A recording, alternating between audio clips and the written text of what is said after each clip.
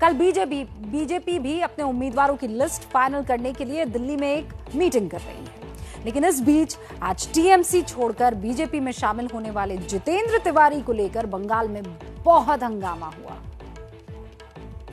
भारत माता की वंदे मातरम।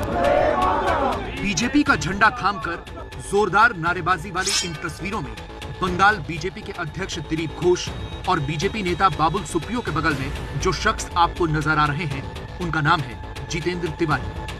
भारत माता की। एक दिन पहले तक जितेंद्र तिवारी ममता बनर्जी की पार्टी टीएमसी में थे, लेकिन अब उनका नया ठिकाना बीजेपी है। जितेंद्र तिवारी के साथ आसनसोल के 3 पार्षदों ने भी बीजेपी ज्वाइन की है। लेकिन जिस तरह जितेंद्र तिवारी मंच पर बाबुल सुप्रियो के बगल में अपने लिए जगह बनाने की कोशिश कर रहे हैं, उसी तरह उन्हें पार्टी में शामिल होने के बाद भी अपनी जगह बनाने के लिए भी कवायद करनी पड़ी। और उसकी वजह बाबुल सुप्रियो को बताया जा रहा है, जो बीजेपी में जितेंद्र की एंट्री से नाराज बताए जा रहे थे, लेकिन कैमरे के सामने आए तो कह दिया कि वो बात पुरानी थी, अब मुझे कोई दिक्कत नहीं है। जहां तक जितेंद्र तिवारी का सवाल है, 1.5 महीने से मेरे भी टच में थे, बातचीत हो रही थी और आगे जाके आसनसोल में तृणमूल के गुंडे ना रहें, उसमें उनको हमें सहायता करेंगे, मोदी जी के नेतृत्व में काम करेंगे, इसी आशा से हमने उनको स्वागत भी किया है और उनको हर तरीके से हम पूरी तरीके से मदद करेंगे।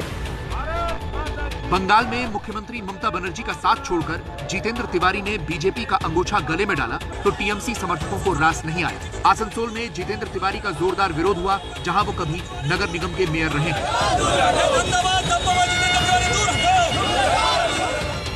इस बीच सबकी नजर बीजेपी और टीएमसी के उम्मीदवारों की लिस्ट पर है। माना जा रहा है कि 2 दिन बाद शुक्रवार को टीएमसी अपनी सूची जारी कर सकती है।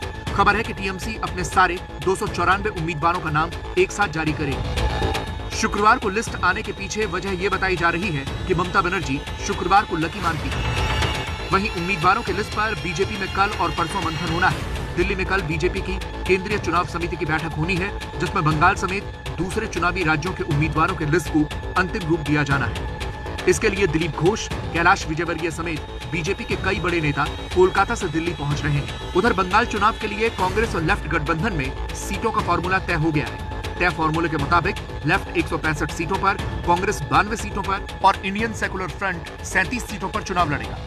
अहम बात यह है कि फुरफुरा शरीफ वाले इस अब्बास सिद्दीकी भी 37 सीटों पर सहमत है। 8 मार्च को पहले 2 चरण के चुनाव के लिए कांग्रेस, लेफ्ट और आईएसएफ गठबंधन के 60 उम्मीदवारों की सूची सामने आ सकती है।